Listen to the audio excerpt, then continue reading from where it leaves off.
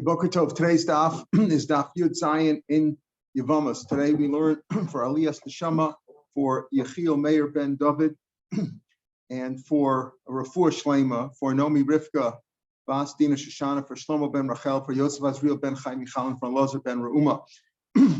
Yesterday we had the discussion about who are the people from Talmud. Are they Goyim, as Chagai Hanavi had said, that you can be Makabel Gerim from them? Or there were other opinions that they're actually mamzerim, because those opinions hold that they came from Shlomo's avodim or others, and they held that Ovikcham Eved Abal Bas Yisrael of lots of mamzer. We don't hold that way. We came out. Rabbi Yehuda then said in the name of Rav Asi, besides that machlokas, we said, what about goyim today? Meaning at that time, at the time of the Gemara, you're worried about the kedushin. Why? You're concerned that maybe they came from the Aseres Hashvatim who had mamzerim. And therefore, you have to word maybe it is a good kedushin. If a guy is mekadosh and isha, it's not kedushin, right? But maybe these were mamzerim. That's what he said. So the Gemara said, "What do you mean? Why do you think that if a guy is mekadosh and isha is from Aseres Hashvatim? There's a lot of goyim in the world. Most of probably came from most of them." So the Gemara said, "No, it's speaking and called the Parsh Meruba Parsh. It comes from the majority. So you don't assume that it's from a Jew." The Gemara says, "No, it's different over here, where they were kavua because Sancheir put them in certain cities." And so Rashi learns it's because called the Kavua Kamech Tamech, it's like 50-50. 50-50, you got to assume the worst than maybe she needs to get.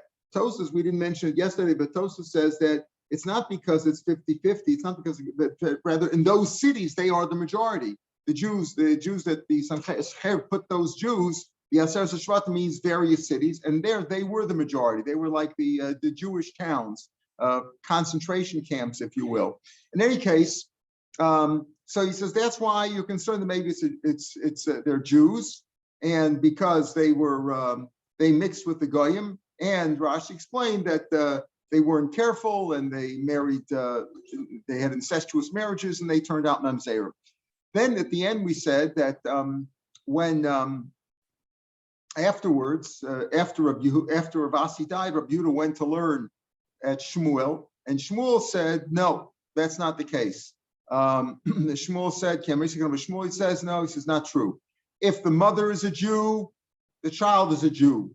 If the mother is a shiksa, not Jewish, the child is not Jewish. No mamzerim over here. It's not mamzerim. That's what he said. That is your child, and that's it. And what? So what? So okay, but maybe that's Aseres Hashvatim. We said maybe that. What about their women? Their women had children from goyim, presumably. Just like the Jewish men live with the Goyish women, so you say those are Goyim, and the ones from the Jewish women, those would be Jews. And if you hold that you'd still have mamzer. The answer is they have a Kabbalah. We said that the women of the Aseres Hashvatim did not have any children. Their wombs got messed up either because of the traveling or because of all the tsaras. They didn't have any children. The men had children with shiksas, but those children would be Goyim, not mamzerim. Ikinami, this is where we left off yesterday, about 10 lines down on the page. Ikinami, when Rav Yehuda says, when I said this in front of Shmuel, this is Rav Yehuda, not the Tana, the Amor Rav Yehuda. We have many times to chas Amar Rav Yehuda, Amar Shmuel. He learned by Rav Asi, he learned by Rav, he learned by Shmuel. Amar, they said the same idea. Lo zaz misham. They didn't lo zaz misham ache asum avigumor until they said, listen, all the people who came from the Aseres Hashvatim, they're all goyim. Shenemar Bashem Bogdu. They rebelled against God. Kibanim zarim yaladu. They had children who were strange, meaning not Jewish children. So that's the Kabbalah that we have, that they mixed with the goyim, and therefore their children are not Jewish. There is, Rabbi Chail's father, Olav Hashem, was very instrumental in bringing in various groups, like the Bnei Menashe and people like that, who possibly could be from the Aseres Hashvatim. There's a whole thing about that. The Afghanis and the Taliban and all those people, they might be in there, but there's a Kabbalah, and some possibly the ones from Africa. We don't really know, and therefore the general idea is that you're Megayer them again. Of course, they want to be Jewish. You're Megayer them. We're Megayer anybody. Anybody's accepted. Judaism is a non-racist religion. And if a Muslim wants to convert, an Arab Muslim wants to become Jewish, he's a full Jew. Makes a difference if he's an Arab or a white or black or colored or whatever. We're assuming they're not mamzerim, correct? They're not mamzerim because we say that they are going. That was what the Gemara. That's what Shmuel said. because when the Jewish men from the Sesser Shvatim mixed with the non-Jewish women, those are goyim. And the Jewish girls, who you said could produce a mamzer, even then they could produce a mamzer, or like Rashi said, they produce mamzeras possibly because they intermarried. That's not really, either they didn't have any children. That's what the Kabbalah, the Jewish girls didn't have any children, and the shiksas who had children from the Jewish men, those are goyim. Yosef Rav Yosef Rav Kana, Yosef was sitting behind Rav Kana, Yosef Kana made Rav Yehuda was sitting in front of Rav Yehuda. Yosef Kana said the following: Asim Yisrael, Daf Yomi. Eventually, Bnei Yisrael is going to make a yontif, make a holiday, ki charvei Talmud. Now that was how we got into the discussion yesterday, because Chagai said that the people who come from Talmud you accept them as converts, as gerim, because they're fully goyim. But the other opinions we brought down were no, that they are mamzerim, so you can't accept them. But in any case, so some they said the Bnei Yisrael is going to make a yontif when Talmud is going to be destroyed, because there'll be no more of these mixed breeds or whatever mamzerim. We'll get rid of them. I have a charav. But what do you mean? They're going to make a yontif? They're going to make a yontif in the future. It's already been destroyed. Tahu Talmud have. Talmud was destroyed. Talmud was not yet destroyed. The Rav Ashi Amar, Hainu Talmud Haytum. It's the same thing. Some pronounce the resh, some don't. Talmud, it's all the same. What happened was the city was replicated. When one side of the city was destroyed, so they settled on the other side. In other words, they're both the same thing. Talmud and Talmud, they're both two sides of the same city. When one side was destroyed, the other side was built. So it's the same thing. And we're going to make a yontif when they destroy it, because it's a bad thing. The concern is that there's mamzerim there, they're bad breeds, and we don't want them mixing up with us. So we're going to make a yontif when that's destroyed, because they're mamzerim and they're matami Yisrael. They intermarry with the Jews and they make more mamzerim. And as we said, there's no way for us to be matara mamzer today. The Gemara offers various cases, have to sleep with an eved, etc. But basically, it's a problem. We don't have a vadim today, so if there's a mamzer today, there's really no way to be matara. So therefore, he says it's better if it'll be destroyed. Rav Huna Kamei, Yosef Rav Huna Kamei de Ula, sitting in front of Ula, v'kahave b'shmaita, and he was asking questions about this whole topic that we're dealing with now. He was Omar Magavra Umagavra. It's like saying, well, how great is this man? Magavra Maguvrei. Ilav Panyasi. So Ula said about this. Ula said about Rav Hamnuna, what a great man this was. If it wouldn't be that he comes from Ilav the Harpunya Mas, if it wouldn't be that he comes from Harpunya, he would be really a great man. But unfortunately, he comes from Harpunya. Harpunya, we said yesterday, is a city that they bothered the Jews, right? It was a bad place. The Harpunya was next to what city was it? Pumnahara, right? Oh, that was Humanya La Pumnahara. Not that's not the same. I made a mistake. It's Humanya. This is Harpanya. If it wouldn't be that you come from Harpanya, which is a bad place, a lot of bad people there or mixed breeds there, wouldn't be that. They're not. Rashi says they don't have a good lineage there. Their pedigree is not good. If it wouldn't be that Harpanya is his city, he's really great. He's great. Unfortunately, he's from that city. So Rav Hamnuna, who came apparently from Harpanya, was embarrassed. Amalei. So he said, let me ask the question. Where do you pay the poll tax to? Where do you pay your taxes to? Amalei Pumnara. I pay to Pumnara, which is a good Jewish city. Amalei Imkanu Pumnara. It goes according to where you pay your cities. Where you pay your taxes. If you pay your taxes, that's what I think Shlomo Zalman and Orbach also paskin once. There was some question whether Mavaseret is part of Yerushalayim in terms of, I don't know if it's in terms of the 15th, like, keeping Megillah on the 15th, et cetera, et cetera. And he said it depends where you pay your taxes to. Like based on this Gemara, we have this Gemara. If you pay your taxes, then you're from that city. My Harpanya. So what about that city, which was neighboring to, I mix it up because it's next to Pumnara. We had yesterday Humnaya. Is Humnaya la Pumnara. I guess maybe Humnaya is not the same as Harpanya. Why is it called Harpanya? Says Gemara, Amar Seira. Harsha Kol Ponamo. It's a mountain that everybody turns there, meaning when they can't get a shilch because they don't have a good lineage, they go to there. They can always find somebody there who'll marry you because they're not so makkim. If you don't know what family you're from, b'shifta, what tribe you're from, nifnal l'sham. In other words, you don't have a good yichas brit, as we say. You don't know where you're coming. So people want to look at your yichas. They want to know that you come from good lineage, clean lineage, royal lineage. And if you can't prove that, so you go there, you can get a shidduch. Amrava, v'hi amukim mishol. it's deeper than the depths, meaning than Gehenna. Doesn't mean necessarily literally. We mean to say that it's deeper than them in this sense. Now, the pasuk says, "Miyad sheol eftem." We read this in Haftarah. Miyad sheol eftem. I will redeem them from the sheol, from the depths. Mimavas egalaim. I'll redeem them from death.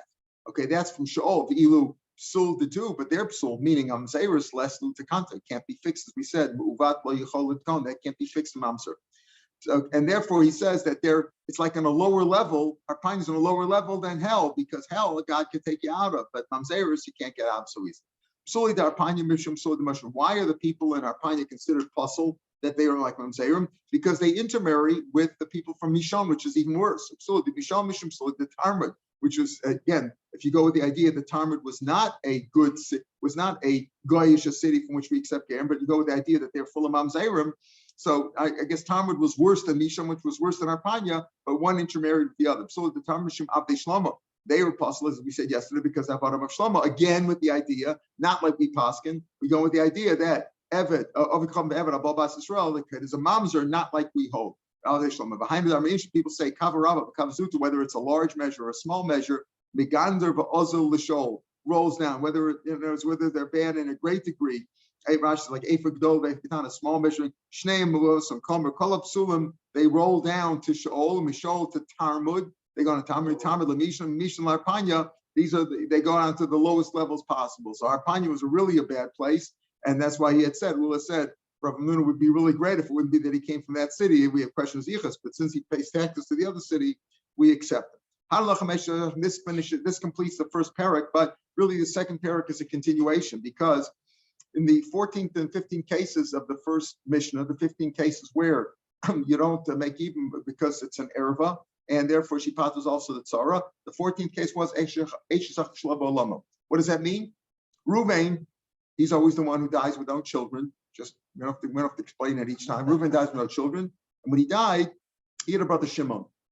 Before Shimon, or as the Rabbanans, let's say, according to everybody, before Shimon made Yibam on Leah, Reuven's wife, Reuven's almana, another boy was born. Their mother gave birth to Levi.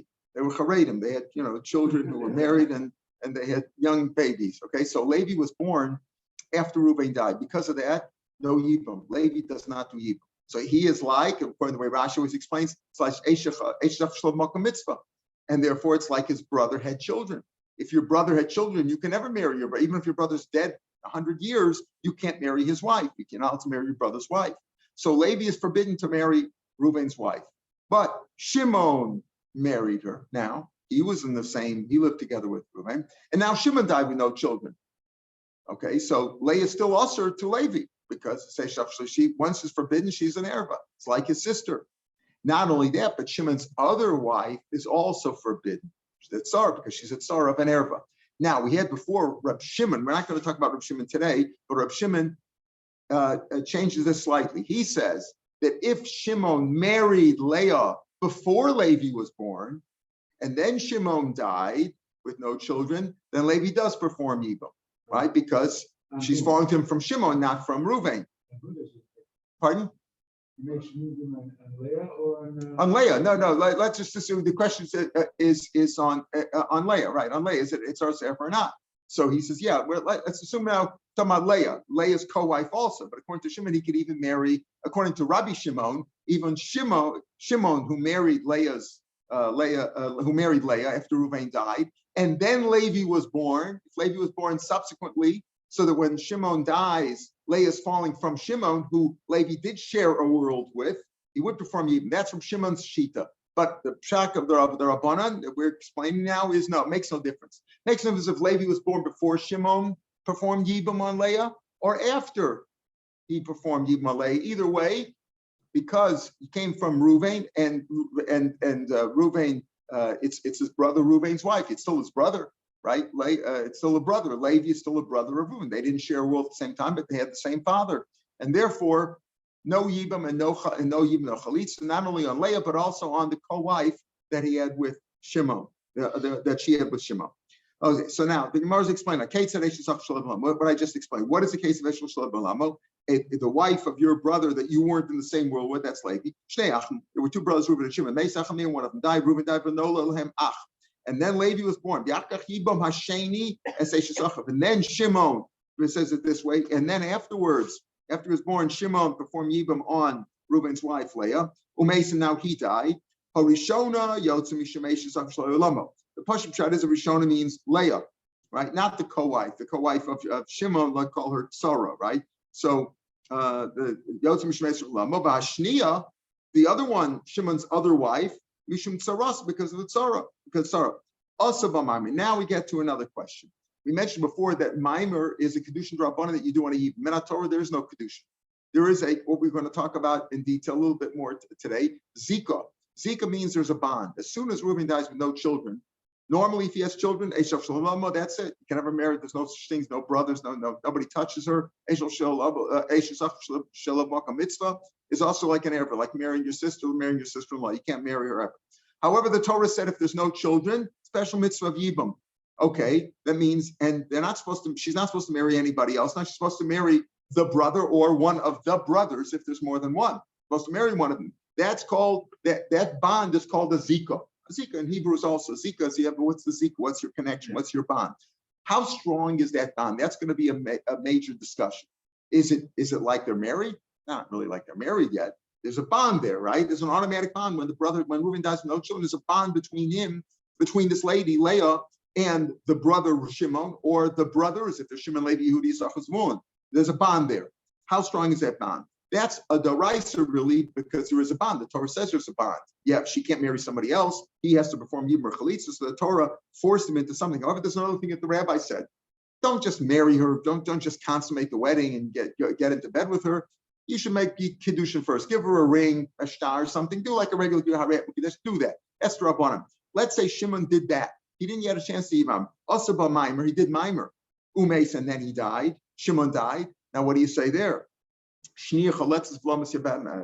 The second one gets chalitza. Why? Because over here, listen, when I say the shnia, we mean, we're going to explain it, we mean the tzara. In this case, was Leah the co-wife of Tzara, of Shimon's other wife? Not really, because they were never really married, Torah, right? There's only a drabanan. So Leah still cannot marry Levi ever, because Levi and Reuben didn't share one world. However, what about Shimon's wife? Now Shimon died.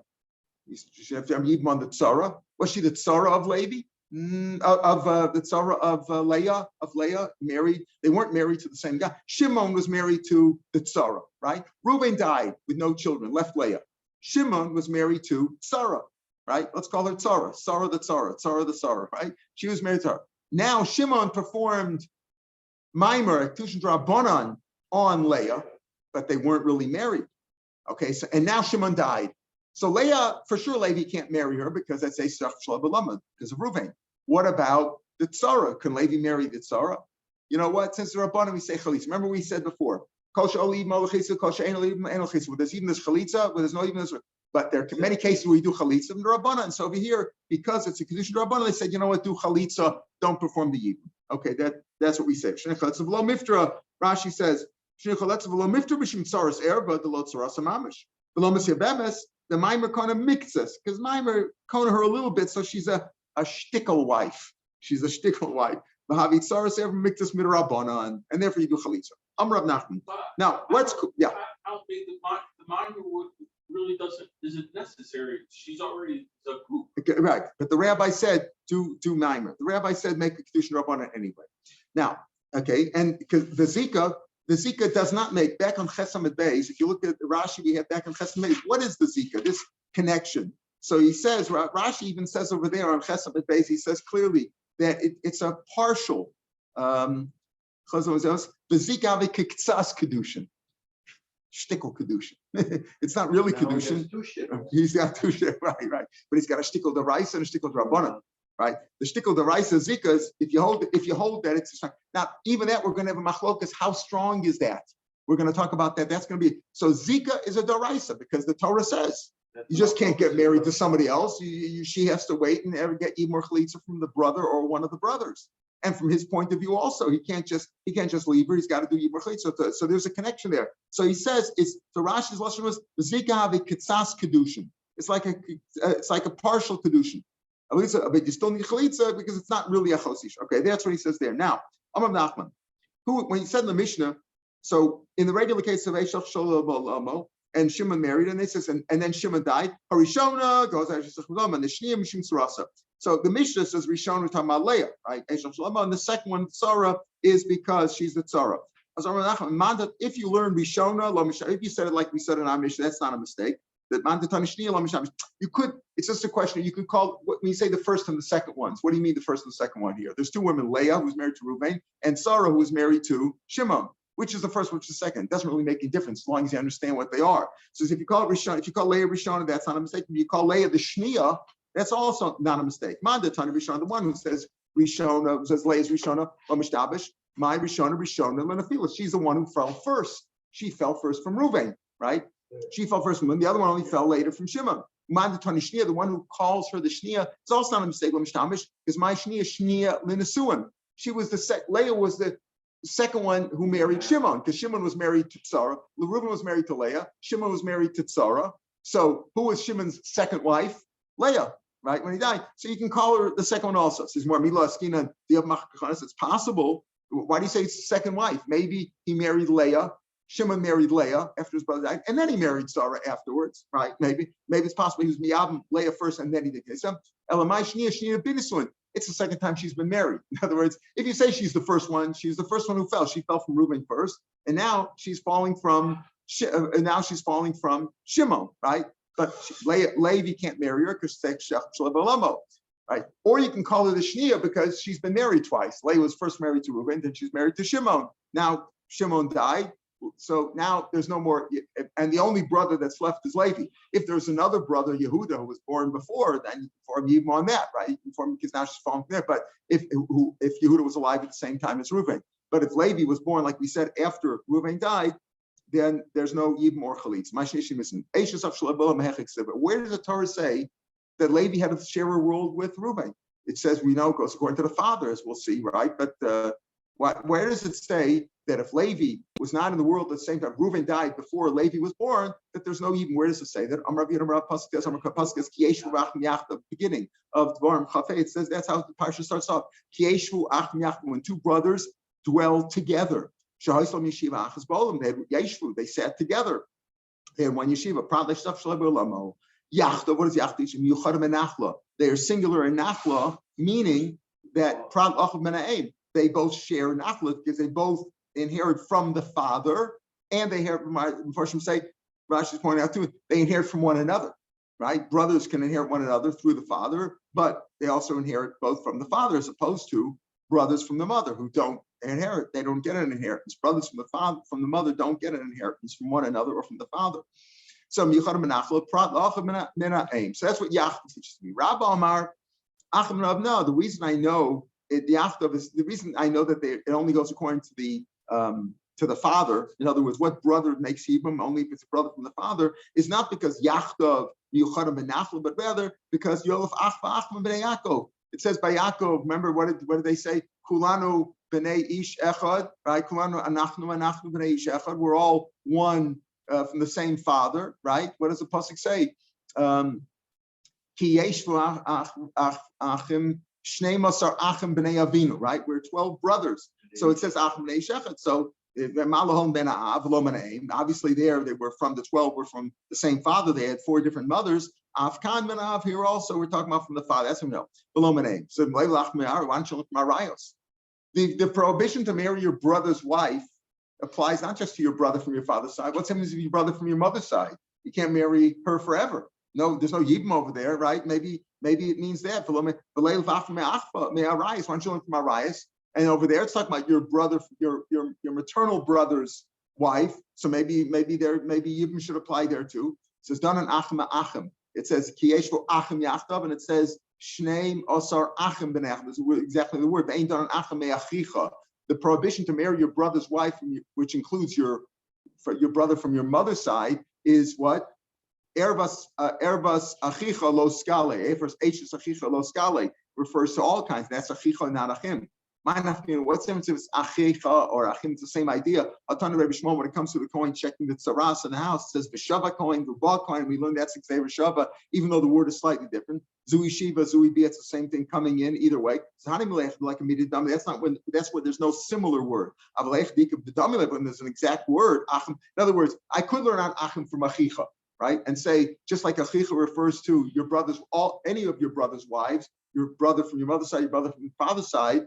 Those are prohibited, and maybe even applies there too. But I'd rather learn out achim achim. If I have an exact word achim achim, I would learn that. So therefore, I learn out from Bnei Yaakov, which all had the same father. What about Lot? Lot said, right, that we are brothers, right? We said we're brothers. And what was Lot to Avram? He was a nephew, right? And maybe therefore you should even be Meyabam, your father's brother's wife. We're brothers, right? We're all brothers. Maybe it should apply there too. Maybe Achim Nachman, he's a brother. Maybe you should perform Yibam on your uncle's wife, which of course is not the case. Says why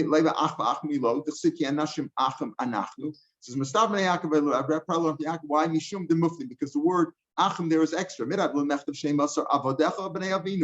have said we have 12. We are 12 servants, the sons of our father. Achim. The word Achim is extra to teach me this Ksei Shava that we learn out from Achim, from the father only. So that's I'd rather. Says more. It's still at the end of the day. You have to say Achim, teach me from the father side. And also teach me Yachdav. He also say Yachdav. Why? We said before Yachdav teaches me. Didn't we say before it's Machlokas? Do you say how do I know that it has to be from the father? Because Yachdav, they're the same in the Nachla, that they yarshin from one another, and it only goes according to the father. Why does it have to say Yachdav and that it's to say Achim, which is the other opinion that you base Achim, you learn from Yaakov. Either way, you learn the same thing. You need both. We need both answers, Achim and Yachdav, because Rahman Achim, I can learn out from Lo, and maybe even applies even on an uncle's wife. It's not extra. Laya, no, it is mufti. Laya means yes, it is afnuye. Afnuye, it is surely extra. Could have said Ki anashim Reim anachnu, we're good friends. When he said we're brothers, Achi, I don't know if Israelis all talk to Achi, Tavo, Achi, that's my brother, right? For friends, right? Achi could have said Reim, Siv Achim, Shmami Notnu. So therefore you could learn out from Lo, and therefore even Mimiabam, your uncle's wife, Kas Rachmana Yachtav, teach me Yachtav, Yucharim Nachla, they share. Now sometimes you can share a nachla with your uncle also, but it all depends on the cases. Whereas brothers always share the nachla. So Yachtav Yucharim Nachla because Rachmana Yachtav. And if you want to say Yachtav Mina, then Yachtav Ba'abimah. Maybe it says Yachtav means singular. Yachtav means special, singular. Maybe it means that you have to have the same, that your brother is to be a full brother from your mother and father, not like Yaakov. Not like Yaakov. And if it only say Yachtav, I would say maybe Yibam only applies if you have a full brother. A full brother means you have the same parents, the same mother and father. So it's Tzricha, right? Therefore, it tells me Achim to tell me no, it doesn't have the same brother, the same mother and father. As long as you have the same father, Yibam applies. Why would I think that? Why would I think you have to have the same mother and father? You say I would, if it would only be Yachtav, I would say maybe you need the same mother and father. Kamashma and Achim, no, just like Ibn Yaakov, it's just the same father's enough. Why would you say that? The answer is Yibam and Achla. Why not? Because Yibam and Achla told the Rahmana. Yibam depends on, as we said, the Nachla. And Rashi says over Yibam and Achla, meaning that the Yavam, as we'll see later on, he gets the phone. There might be 10 brothers, right? Reuven died. Shimon did Yibam. He gets Reuven's whole Nachla. That's part of it. It's learned from Hoya B'char Shetela. It's all from that pasuk. So you see that Yibam is very dependent on Nachla, and Nachla is obviously we know only goes according to the father. It doesn't go according to the mother. Right? It doesn't go according to the mother, it goes according to the father.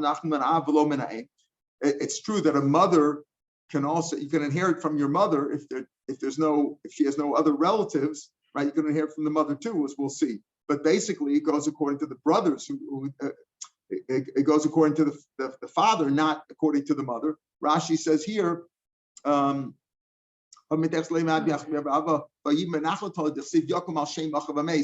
says, basically because the other brothers don't share with him, and that's why he says even depends on the nachla. And this goes according to the father, because even is from the father, not from the mother. So below menay. So I still need it. So, in other words, why do I need? You say I need yachdav because I need achim, because if we don't say yachdav, I would say you have to have the mother. Yeah, the brother has to be your brother from the mother, and the father kamash mulan achim. Why would you think that? Yibam depends on nachla, and nachla is according to the father, not according to the mother. It's an incentive for the brothers to make it because of the nafla. That's correct. That's correct. Correct. Right. Right. That's your incentive. Yeah, if somebody wants to, that would be an incentive. Correct. It is an incentive. Right. It does fine. That's not the reason to do it, but that is an incentive. Says it's no, I still need Achim to tell me only from the father. Why would you think that Yachtav means that Yachtav would say that in order to form Yibam, it has to be a brother who's from the mother and the father? The whole thing is a chiddush. The whole thing is a big chiddush. All the arayas, your sisters, your sister-in-law, your mother-in-law, your daughter-in-law, all these are forbidden to you. And also your sister-in-law, who's your brother's wife. If there were children there, it's an erva. It's incestuous. So it's a special chiddush that if there's no children, you can perform yibum. So it's a chiddush. Special chiddush. It's a special heter over here to do yibum. Not only is it a mitzvah, but it's a heter because normally it's an erba. So you might think that you have to be a brother from the mother and the father. Therefore, we need achim to say just like achim b'nei Yaakov, only from the father's side. That's good enough. Amarav huna amarav. Now listen carefully. Shomer said. Now we're going to talk about zika, this bond. Amarav huna amarav. Shomer yavam. Shomer yavam means a woman in waiting. Leah. Reuben died. Shimon's waiting there. He couldn't perform even on Leah, right? Shemesa. Now she died. Mutabima. Can he marry his mother? To her mother. Can he marry her mother? So he says you're allowed to marry the mother. Now, if Shimon ever married her, right? Shimon married this woman, and then she died. Can he marry her mother? No, he can never marry the mother, right? A sister-in-law, your wife's sister, you can marry if your wife died, but you can never marry the mother-in-law. Okay, so that's from that. But over here, so is it considered married or not? So he says Shareres Yavam. Shimon never married her. She was waiting, and she died. He can marry the mother because he was never married to her. Alma except Ein Zika. So he says, he holds Ein Zika. What does Rashi say? Ein Zika is to Shemesa. It's not strong enough. Lahamavi Karusa. It's not like they're engaged. Remember what I said before? What did Rashi say? What is Zika? A shtickle, right? It's like Tzas Kedushin, right? A shtickle Kedushin. But it's not really Arusa. It's not engaged to her. It's okay. So the Gemara says now later on it's going to be machlokas. What are we talking about Zika now?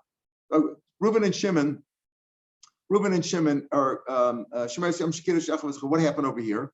Reuben died, right? And he left the wife Leah. And there are two brothers there, Shimon and Levi, right? And Levi went now and got engaged to Leah's sister. Okay? Is he allowed to? Now, if the old Zika, Shimon and Levi have to wait. You first do Yibam or Chalitza, right? He engaged. Now, what is Rachel, the sister who's never been married before? Now she got engaged to Levi. What is she? She's Achot Kukato. Now that's not an Ishmael Torah.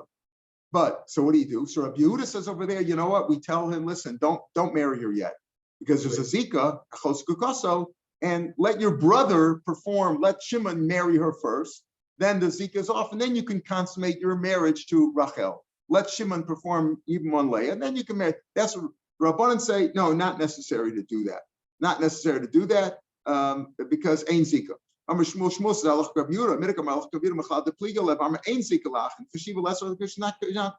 Zika is again this Zika, this bond. There's a bond there. It's not engaged. It's not married, but there's a bond, right? How strong is that bond? He says, well, it's not that strong. Ein Zika. It's not that strong, meaning that if she died and you didn't marry her yet, you can marry her mother because you were never really married to her. So why doesn't he just say Allah is a machlokes later on? We're going to talk about machlokes yesh zika. Just say Allah is ein zika. Yeah, this is no. Yeah, but just say ein zika. Hani mil betray ein zika when there's two brothers. Reuben died, left his wife Leah, and there's two brothers Shimon and Levi. Who's going to do the Yibam? The first dibs goes to Shimon, the older brother, right? But like you say, there's an incentive to marry her because you're going to get all the nachla if you had anything, right? Maybe you didn't have anything, right? But right, Shimon and Levi, there's two brothers there. So you say, if Ein Zika, maybe with there's two brothers, not such a strong bond because you don't know who's going to do the Yibam, who not. Maybe this one, maybe that one. Avo B'chad, if there's only one brother, Shimon's the only brother there, maybe you'd say Yesh Zika. So he tells you no. That's why I tell you know what? If she died, we don't care. If she died before you did Shimon the Yibam, he could even marry her mother. So say halacha is like the one who says ein zika, even when there's only one brother, Shimon, he can still marry her mother. I might think that he can marry the mother even while Leah is still alive. What do we say? If Leah died before Shimon consummated, he can marry the mother. But if you say ein zika afilu b'chad, you might think even while she's alive, even while Leah is still alive. No. Why? There's a mitzvah yibum over here. Everybody agrees that there's some zika, right? You're supposed to marry her. So what are you going to say? You're supposed to marry her. You're supposed to marry Leah, right? Or give her chalitza. You give her chalitza, it's your choice, but you got to marry her. Instead, you go marry her mother. Right? So what happens then? Now you can't marry her daughter if you're married to the mother. So you say over here, you know what? So he says, if Shemer Siyam the Mesa mother, mutter be'ima. If Leah died before you consummated, you can marry her mother, but don't marry her mother while she's still alive. That's his point. If you just say Ein Zik, you might say Ein Zik, okay, the bond isn't much, you can marry the mother. No. Tanan, what about, we're going to have a later mission that says Yivim to Shemesa. Again, Leah died before he consummated. Mutter b'chosa, you can marry her sister. She died, you can marry her sister. B'chosa and Dimo, it's mashma only the sister, not the mother, right? Because we no. Who adin afilu bima? Because that's not a kasha on who said this on Rav. I'm Rav Rav. Why? Maybe you can marry the mother too if the wife died, like he said. If the Yibama died, if Leah died before consummation, you could. Who adin afilu bima? But I did ton of ratio. The ratio over there said ishto shemeisa mutar b'chos. If your full wife died, you can marry her sisters. We know, right?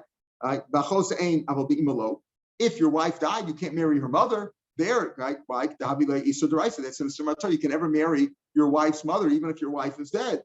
Right? You can have children, no children. You can never marry her. So there, since it mentioned over there, why your wife, that your sisters, you can marry your deceased wife's sister, but you can't marry your deceased wife's mother. So there, we also mentioned Tananami Seifa Mutar B'chosa. So Seifa also says that if the Yavama died, you can marry her sister, right? But it doesn't mean to say excluding the mother, because Rav Huna Barav says that you could marry the mother. Why? Because Ein Zika. Doesn't mean that you could marry the mother before you did Yibmor Chalitza. You have to perform Yibmor Chalitza. Why? Because Asur Levato Mitzvahs Yavamim.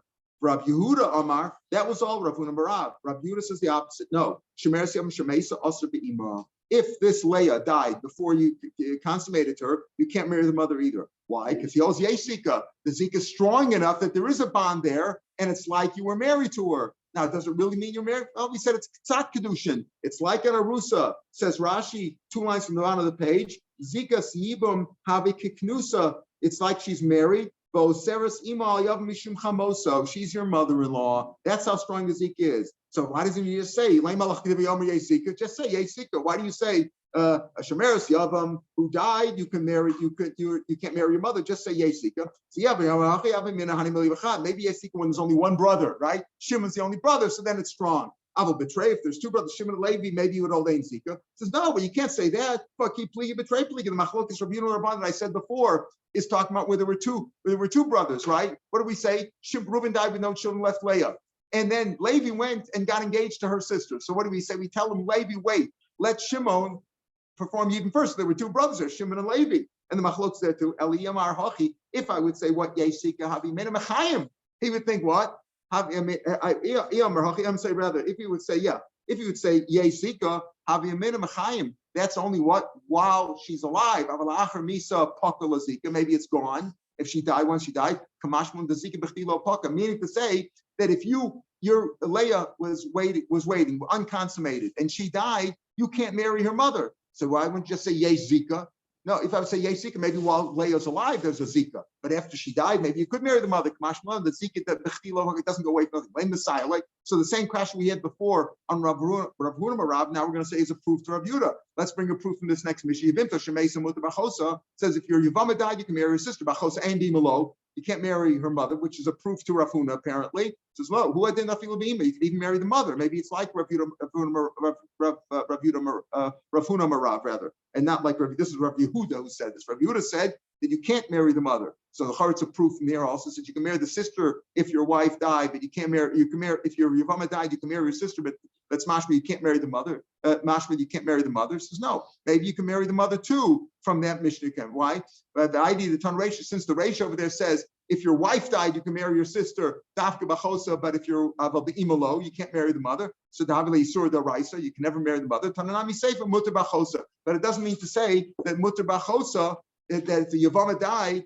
That if your Yavama died, it says you can since you can marry the sister, it doesn't mean to say that you could marry that you cannot marry the mother. It could very well be that you can marry the mother too, is you can't prove anything from that case. So we come out that Rav Huna Marav said that if your Yavama dies, you may marry her mother because he holds basically ain zika. The zika is not that strong. You can't marry her till Yavama died. But once she died, it's not like you were married to her, and therefore you could marry the mother. Whereas Rav Yehuda says no, that if your Yavama died, even though you never consummated the marriage, sure, you can't marry the mother. Why? Because yesh zika. There is a bond there. That bond is strong enough to make it like you were married to this Yavama. And once you're married to the Yavama, you can never marry her mother, even posthumously. And that's how we come out. And there's no proof from the next Mishnah either way. All right, we'll pick it here tomorrow, Mitzvah. You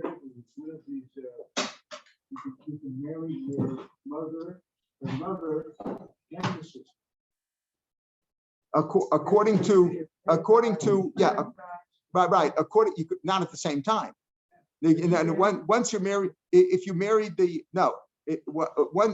you married the sister, no, you can't marry the mother and the sister.